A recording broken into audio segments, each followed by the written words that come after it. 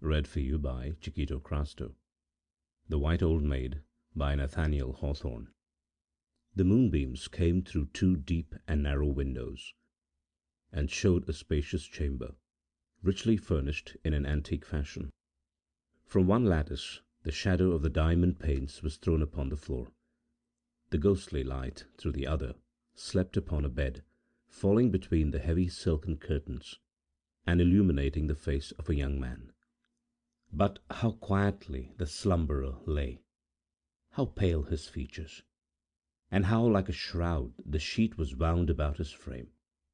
Yes, it was a corpse in its burial clothes.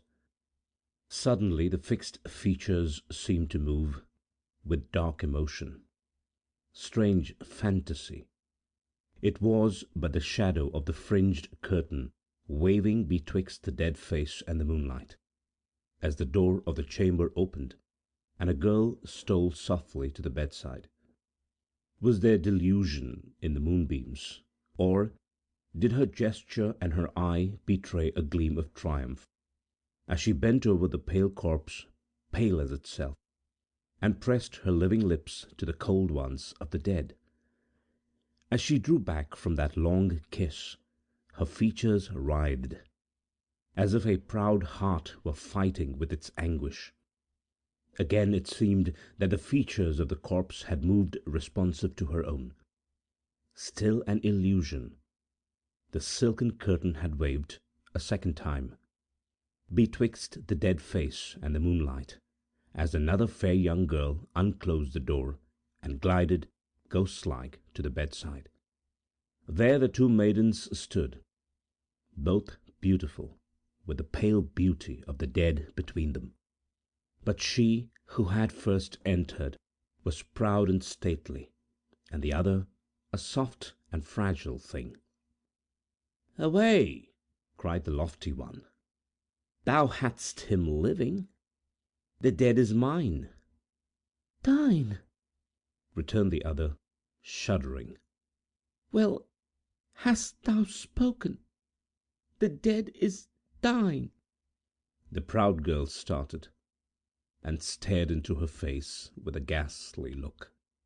But a wild and mournful expression passed across the features of the gentle one, and, weak and helpless, she sank down on the bed, her head pillowed beside that of the corpse, and her hair mingling with his dark locks. A creature of hope and joy, the first draught of sorrow had bewildered her. "Edith!" cried her rival. Edith groaned, as with a sudden compression of the heart, and removing her cheek from the dead youth's pillow, she stood upright, fearfully encountering the eyes of the lofty girl. "Wilt thou betray me?" said the latter, calmly. "Till the dead bid me speak, I will be silent," answered Edith. "Leave us alone together. Go and live many years, and then return and tell me of thy life. He too will be here. Then, if thou tellest of sufferings more than death, we will both forgive thee." "And what shall be the token?" asked the proud girl, as if her heart acknowledged a meaning in these wild words. "This lock of hair," said Edith, lifting one of the dark clustering curls that lay heavily on the dead man's brow. The two maidens joined their hands over the bosom of the corpse, and appointed a day and hour, far, far in time to come, for their next meeting in that chamber. The statelier girl gave one deep look at the motionless countenance, and departed, yet turned again and trembled ere she closed the door, almost believing that her dead lover frowned upon her. And Edith, too, was not her white form fading into the moonlight? Scorning her own weakness, she went forth and perceived that a negro slave was waiting in the passage, with a wax light which he held between her face and his own, and regarded her, as she thought, with an ugly expression of merriment. Lifting his torch on high, The slave lighted her down the staircase, and undid the portal of the mansion. The young clergyman of the town had just ascended the steps, and bowing to the lady, passed in without a word. Years, many years rolled on. The world seemed new again, so much older was it grown, since the night when those pale girls had clasped their hands across the bosom of the corpse. In the interval a lonely woman had passed from youth to extreme age, and was known by all the town as the old maid in the winding sheet. A taint of insanity had affected her whole life, but so quiet, sad, and gentle, so utterly free from violence, that she was suffered to pursue her harmless fantasies unmolested by the world, with whose business or pleasures she had naught to do. She dwelt alone, and never came into the daylight except to follow funerals. Whenever a corpse was borne along the street, in sunshine, rain, or snow, whether a pompous train of the rich and proud thronged after it, or few and humble were the mourners, behind them came the lonely woman, in a long white garment which the people called her shroud. She took no place among the kindred or the friends, but stood at the door to hear the funeral prayer, and walked in the rear of the procession, as one whose earthly charge it was to haunt the house of mourning, and be the shadow of affliction, and see that the dead were duly buried. So long had this been her custom, that the inhabitants of the town deemed her a part of every funeral, as much as the coffin pall or the very corpse itself, and augured ill of the sinner's destiny unless the old maid in the winding sheet came gliding, like a ghost, behind. Once, it is said, she affrighted a bridal party with her pale presence, appearing suddenly in the illuminated hall, just as a priest was uniting a false maid to a wealthy man, before her lover had been dead a year. Evil was the omen to that marriage. Sometimes she stole forth by moonlight, and visited the graves of venerable integrity, and wedded love and virgin innocence, and every spot where the ashes of a kind and faithful heart were mouldering. Over the hillocks of those favoured dead would she stretch out her arms with a gesture, as if she were scattering seeds, and many believed that she brought them from the garden of paradise, for the graves which she had visited were green beneath the snow, and covered with sweet flowers from April to November. Her blessing was better than a holy verse upon the tombstone.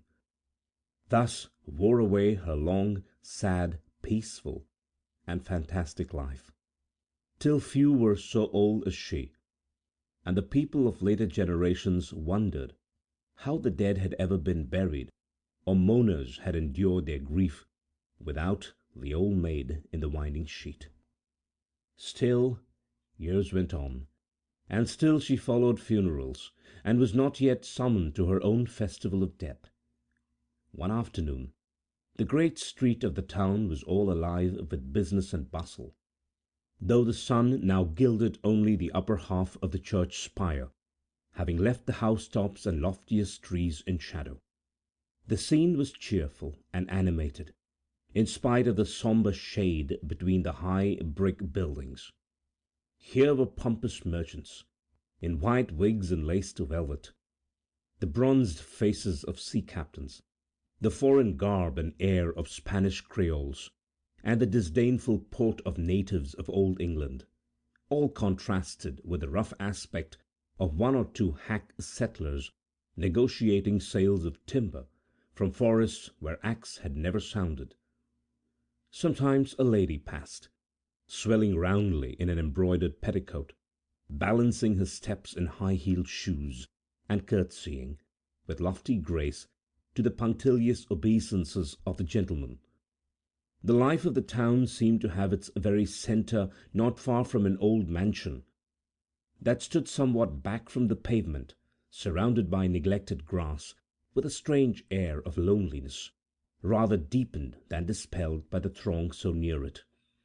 its site would have been suitably occupied by a magnificent exchange, or a brick block lettered all over with various signs, or the large house itself might have made a noble tavern, with the king's arms swinging before it, and guests in every chamber, instead of the present solitude. But, owing to some dispute about the right of inheritance, the mansion had been long without a tenant, decaying from year to year and throwing the stately gloom of its shadow over the busiest part of the town. Such was the scene, and such the time, when a figure unlike any that have been described was observed at a distance down the street. "I espy a strange sail yonder," remarked a Liverpool captain. "That woman in the long white garment." The sailor seemed much struck by the object, as were several others, who at the same moment caught a glimpse of the figure that had attracted his notice. Almost immediately, the various topics of conversation gave place to speculations, in an undertone, on this unwonted occurrence. "Can there be a funeral so late this afternoon?" inquired some. They looked for the signs of death at every door, the sexton, the hearse, the assemblage of black-clad relatives, all that makes up the woeful pomp of funerals. They raised their eyes also to the sun-gilt spire of the church, and wondered that no clang proceeded from its bell, which had always tolled till now, when this figure appeared in the light of day. But none had heard that a corpse was to be borne to its home that afternoon, nor was there any token of a funeral except the apparition of the old maid in the winding sheet. "What may this portend?" asked each man of his neighbor. All smiled as they put the question, yet with a certain trouble in their eyes, as if pestilence or some other wide calamity were prognosticated by the untimely intrusion among the living, of one whose presence had always been associated with death and woe. What a comet is to the earth was that sad woman to the town. Still she moved on, while the hum of surprise was hushed at her approach, and the proud and the humble stood aside, that her white garment might not wave against them. It was a long, loose robe, of spotless purity. Its wearer appeared very old, pale, emaciated, and feeble, yet glided onward without the unsteady pace of extreme age. At one point of her course a little rosy boy burst forth from a door and ran with open arms towards the ghostly woman, seeming to expect a kiss from her bloodless lips. She made a slight pause, fixing her eye upon him with an expression of no earthly sweetness, so that the child shivered and stood awestruck rather than affrighted, while the old maid passed on. Perhaps her garment might have been polluted even by an infant's touch. Perhaps her kiss would have been death to the sweet boy within a year. "She is but a shadow," whispered the superstitious. "The child put forth his arms and could not grasp her robe." The wonder was increased when the old maid passed beneath the porch of the deserted mansion, ascended the moss-covered steps, lifted the iron knocker, and gave 3 raps. The people could only conjecture that some remembrance, troubling her bewildered brain, had impelled the poor woman hither to visit the friends of her youth, all gone from their home, long since and forever, unless their ghosts still haunted it. Fit company for the old maid in the winding sheet. An elderly man approached the steps and, reverently uncovering his grey locks, essayed to explain the matter. "None, madam," said he, "have dwelt in this house these 15 years agone. No, not since the death of old Colonel Fenwick, whose funeral you may remember to have followed. His heirs, being ill agreed among themselves, have let the mansion house go to ruin." The old woman looked slowly round, with a slight gesture of one hand and a finger of the other upon her lip, appearing more shadow-like than ever in the obscurity of the porch. But again she lifted the hammer and gave, this time, a single rap. Could it be that a footstep was now heard, coming down the staircase of the old mansion, which all conceived to have been so long untenanted? Slowly, feebly, yet heavily, like the pace of an aged and infirm person, the step approached, more distinct on every downward stair, till it reached the portal. The bar fell on the inside. The door was open. One upward glance towards the church spire, whence the sunshine had just faded, was the last that the people saw of the old maid in the winding sheet. "Who undid the door?" asked many. This question, owing to the depth of shadow beneath the porch, no one could satisfactorily answer. Two or three aged men, while protesting against an inference which might be drawn, affirmed that the person within was a negro, and bore a singular resemblance to old Caesar, formerly a slave in the house, but freed by death some 30 years before. "Her summons had waked up a servant of the old family," said one, half seriously. "Let us wait here," replied another. "More guests will knock at the door anon, but the gate of the graveyard should be thrown open."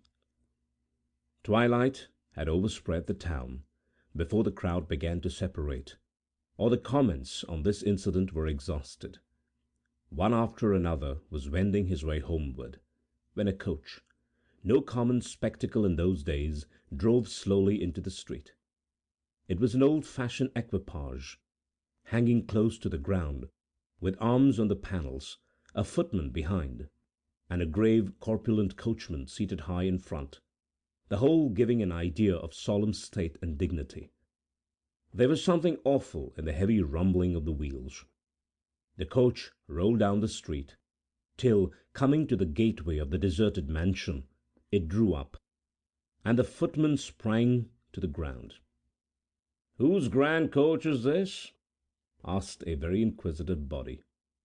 The footman made no reply, but ascended the steps of the old house, gave 3 raps with the iron hammer, and returned to open the coach door. An old man possessed of the heraldic lore so common in that day examined the shield of arms on the panel. "Azure, a lion's head erased, between 3 flower de luces," said he, then whispered the name of the family to whom these bearings belonged. The last inheritor of its honours was recently dead, after a long residence amid the splendour of the British court, where his birth and wealth had given him no mean station. "He left no child," continued the herald, "and these arms being in a lozenge betoken that the coach appertains to his widow." Further disclosures, perhaps, might have been made, had not the speaker suddenly been struck dumb by the stern eye of an ancient lady, who thrust forth her head from the coach, preparing to descend. As she emerged, the people saw that her dress was magnificent, and her figure dignified, in spite of age and infirmity. A stately ruin, but with a look at once of pride and wretchedness. Her strong and rigid features had an awe about them, unlike that of the white old maid, but as of something evil. She passed up the steps leaning on a gold-headed cane. The door swung open as she ascended, and the light of a torch glittered on the embroidery of her dress, and gleamed on the pillars of the porch. After a momentary pause, a glance backwards, and then a desperate effort, she went in. The decipherer of the coat of arms had ventured up the lower step, and shrinking back immediately, pale and tremulous, affirmed that the torch was held by the very image of old Caesar. "But such a hideous grin," added he, "was never seen on the face of mortal men, black or white. It will haunt me till my dying day." Meantime, the coach had wheeled round, with a prodigious clatter on the pavement, and rumbled up the street, disappearing in the twilight, while the ear still tracked its course. Scarcely was it gone, when the people began to question whether the coach and attendants, the ancient lady, the spectre of old Caesar, and the old maid herself, were not all a strangely combined illusion, with some dark purport in its mystery. The whole town was astir, so that, instead of dispersing, the crowd continually increased, and stood gazing up at the windows of the mansion, now silvered by the brightening moon.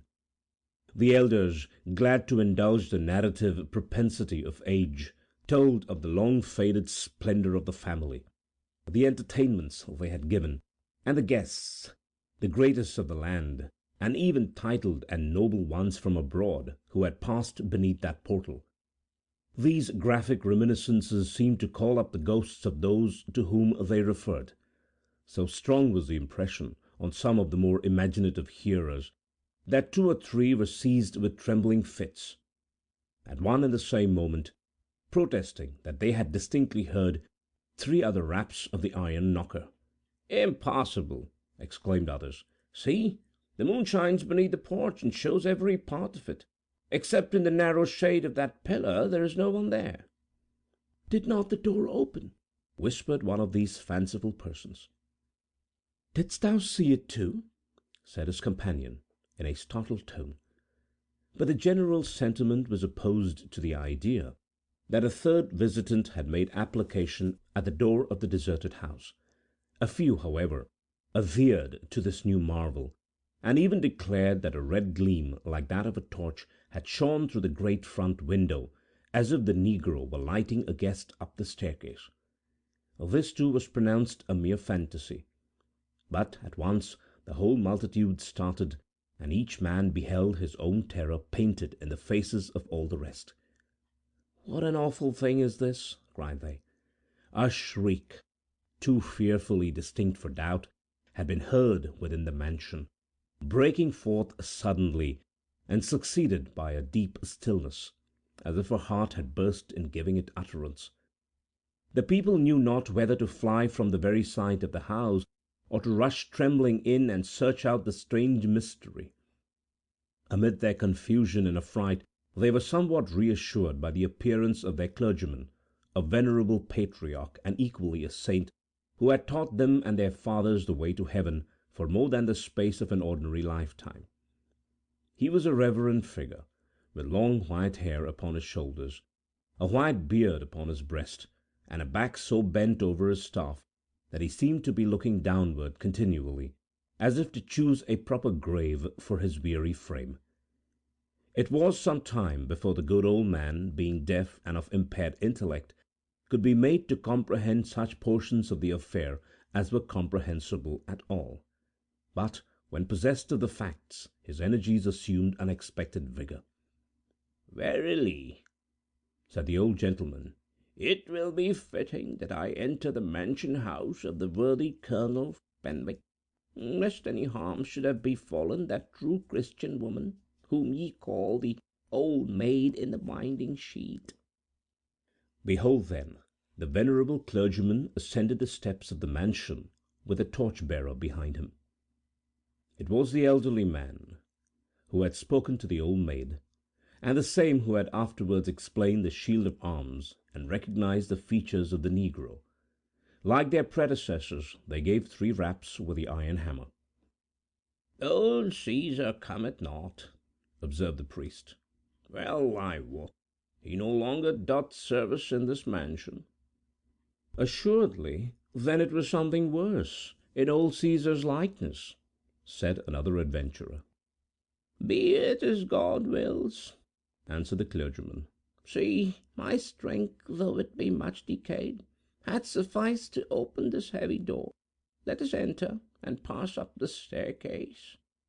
Here occurred a singular exemplification of the dreamy state of a very old man's mind.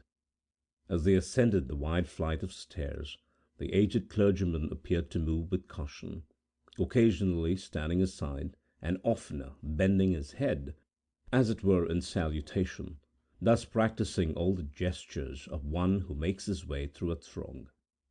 Reaching the head of the staircase, he looked round with sad and solemn benignity, laid aside his staff, bared his hoary locks, and was evidently on the point of commencing a prayer. "Reverend sir," said his attendant, who conceived this a very suitable prelude to their further search, "would it not be well that the people joined with us in prayer?" "Well a day!" cried the old clergyman, staring strangely around him. "Art thou here with me, and none other? Verily, past times were present to me, and I deemed that I was to make a funeral prayer, as many a time heretofore, from the head of this staircase. Of a truth, I saw the shades of many that are gone. Yea, I have prayed at their burials, one after another, and the old maid in the winding sheet hath seen them to their graves." Being now more thoroughly awake to their present purpose, he took his staff and struck forcibly on the floor, till there came an echo from each deserted chamber, but no menial to answer their summons. They therefore walked along the passage, and again paused, opposite to the great front window, through which was seen the crowd, in the shadow and partial moonlight of the street beneath. On their right hand was the open door of a chamber, and a closed one on their left. The clergyman pointed his cane to the carved oak panel of the latter. "Within that chamber," observed he, "a whole lifetime since did I sit by the death-bed of a goodly young man, who, being now at the last gasp—" Apparently, there was some powerful excitement in the ideas which had now flashed across his mind.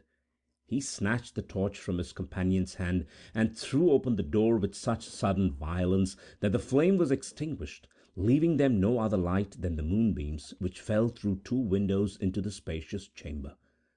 It was sufficient to discover all that could be known. In a high-hacked oaken armchair, upright, with her hands clasped across her breast, and her head thrown back, sat the old maid in the winding sheet. The stately dame had fallen on her knees, with her forehead on the holy knees of the old maid, one hand upon the floor, and the other pressed convulsively against her heart.